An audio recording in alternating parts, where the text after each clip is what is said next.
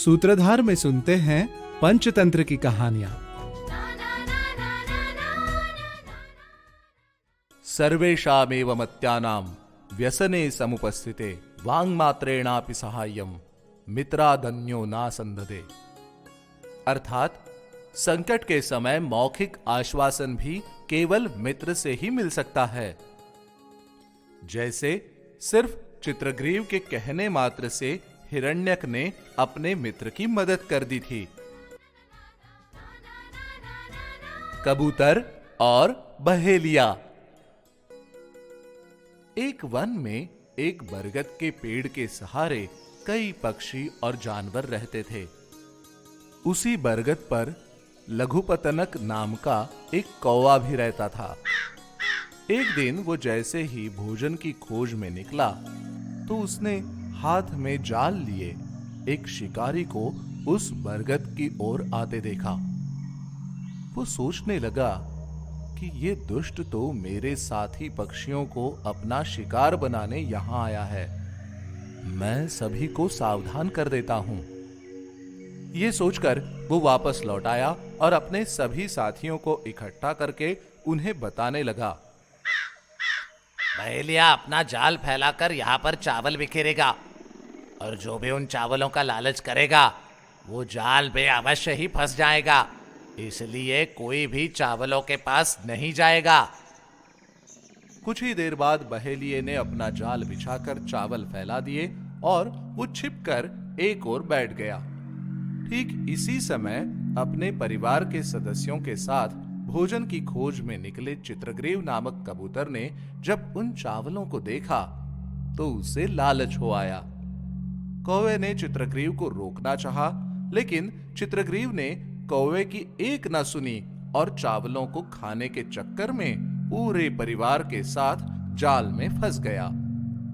बहेलिया कबूतरों को अपने जाल में फंसा देखकर प्रसन्न होकर उन्हें पकड़ने के लिए उनकी ओर चला, लेकिन बहेलिये को अपनी ओर आता देखकर कबूतरों के मुखिया ने अपने परिजनों को समझाते हुए कहा, तुम सब इस जाल को लेकर थोड़ी दूर तक उड़ चलो, तब तक मैं इस जाल से मुक्त होने का कोई उपाय सोचता हूं। यदि तुम ऐसा नहीं करोगे तो बहेलिये के हाथों में पड़कर अवश्य मारे जाओगे। अपने मुखिया की बात मानकर सभी कबूतरों ने एक साथ अपने पंख फड़फड़ाए और जाल को साथ लेकर उड़ने लगे।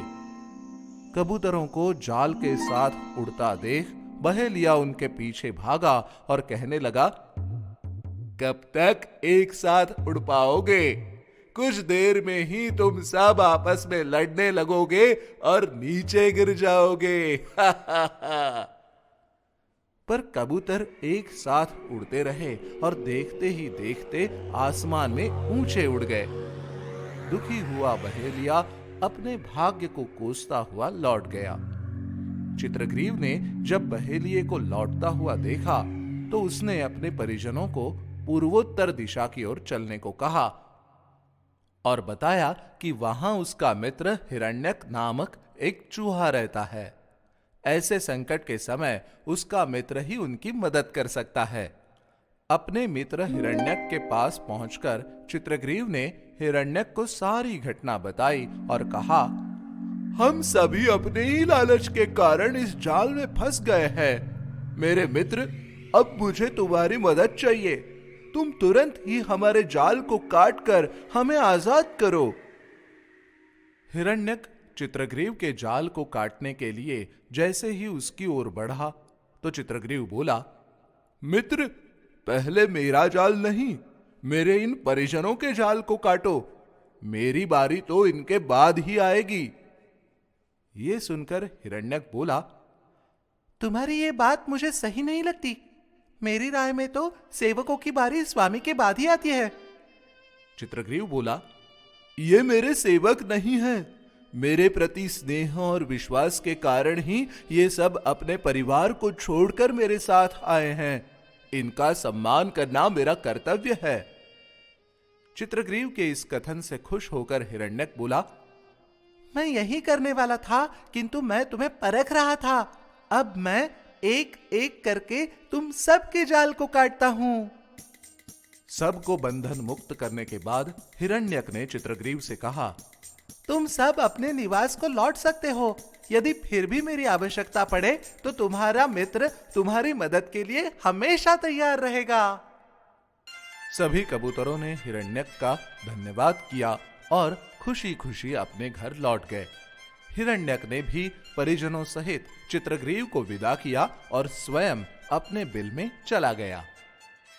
हमने कहानी में देखा किस प्रकार चित्रग्रीव अपने परिवार के साथ चावलों के लालच में जाल में फंस गया, पर कबूतरों ने समझदारी से काम लिया और जाल को अपने साथ लेकर उड़ गए। लेकिन बहेलिया फिर भी कबूतरों का पीछा कर रहा था और जाल के भारी होने के कारण कबूतर ज्यादा दूर तक नहीं उड़ सकते थे। अंत में इस संकट से बचने के लिए चित्रग्रीव अपने मित्र हिरण्यक के पास उसकी मदद मांगने जाता है। हिरण्यक भी मित्र को संकट में देखते ही तुरंत उसकी मदद करता है और सभी कबूतरों के जाल काटकर अपनी सच्ची मित्रता दिखाता है। इसीलिए कहा जाता है, मित्रों के साथ से कोई भी कठिन कार्य पूरा किया जा सकता है।